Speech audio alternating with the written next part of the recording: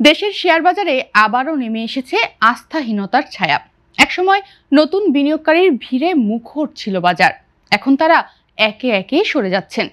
দীর্ঘ মন্দাভাব, টানা দরপতন ও নীতিগত অনিশ্চয়তায় পুঁজিবাজার থেকে মুখ ফিরিয়ে নিচ্ছেন। স্থানীয় বিনিয়োগকারীদের সঙ্গে বিদেশি বিনিয়োগের পরিমাণও কমছে শেয়ার বাজারে। বিনিয়োগ করে লোকসান ছাড়া কেউ মুনাফা করতে পারছেন না, ফলে দ্রুতই বাজার থেকে বের হয়ে যাওয়ার প্রবণতা লক্ষণীয়। বাজার সংশ্লিষ্টরা বলছেন, বিনিয়োগকারীদের আস্থা ফেরাতে শুধু নীতিগত ঘোষণা নয়, দরকার কার্যকর পদক্ষেপ। তালিকাভুক্ত কোম্পানিগুলোর স্বচ্ছতা, ন্যায্য মূল্যায়ন ও তারল্য বৃদ্ধির উদ্যোগ না নিলে বাজারে স্থিতি ফিরবে না।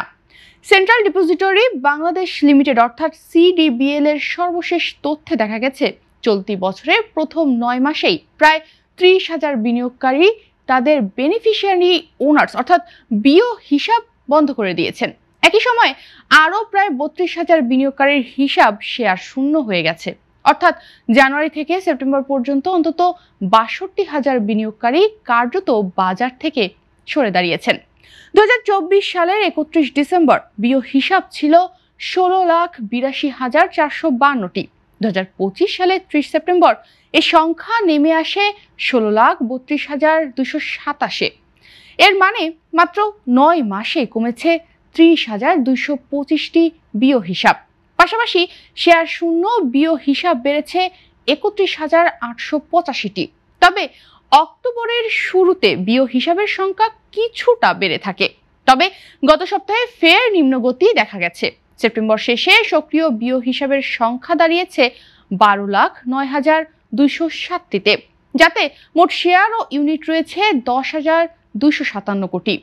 এর বাজার মূল্য প্রায় 3,16,042 কোটি টাকা। অন্যদিকে শেয়ার শূন্য বিও হিসাব বেড়ে দাঁড়িয়েছে 3,75,859টিতে। শেয়ার বাজারে তালিকাভুক্ত 11 কোম্পানিতে বিদেশি বিনিয়োগ উল্লেখযোগ্যভাবে কমেছে, যা সংশ্লিষ্ট বিনিয়োগকারীদের মধ্যে উদ্বেগ তৈরি করেছে।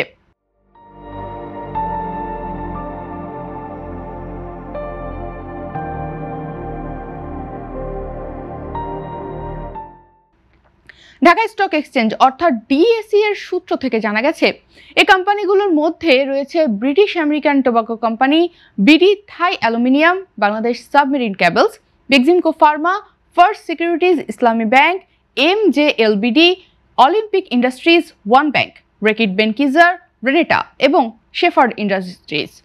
প্রতিটি কোম্পানির বিদেশি শেয়ার 0.10% বেশি কমেছে। এদিকে কমিশনও বিনিয়োগকারীদের আস্থা ফেরাতে নানান পরিকল্পনা হাতে নিয়েছে। শক্তিশালী শেয়ার বাজার গড়ে তুলতে স্বচ্ছ হিসাব ব্যবস্থাপনা এবং দীর্ঘমেয়াদী বিনিয়োগ সংস্কৃতি গড়ে তোলার উপর গুরুত্ব দেওয়া হচ্ছে। রাষ্ট্রায়ত্ত লাভজনক কোম্পানি বাজার তালিকাভুক্ত করার কথা জানিয়েছে, তবে এখন পর্যন্ত কার্যকর কোনো উদ্যোগ না থাকায় বিনিয়োগকারীরা হতাশ হচ্ছেন। জানতে চাইলে ঢাকা স্টক এক্সচেঞ্জ অর্থাৎ ডিএসই এর পরিচালক মিনহাজ হান্নান ইমন বাংলাদেশ প্রতিদিনকে বলেন, মানুষের আস্থা অর্জন করতে হলে কার্যকর পদক্ষেপ থাকতে হবে। কয়েকজন লোককে শাস্তি দিলেই শেয়ার বাজারে আস্থা ফিরে আসবে না। মানুষ এখানে বিনিয়োগ করে মুনাফা পাওয়ার জন্য, যদি উল্টা লোকসান হয় তবে কিভাবে আস্থা ফিরবে?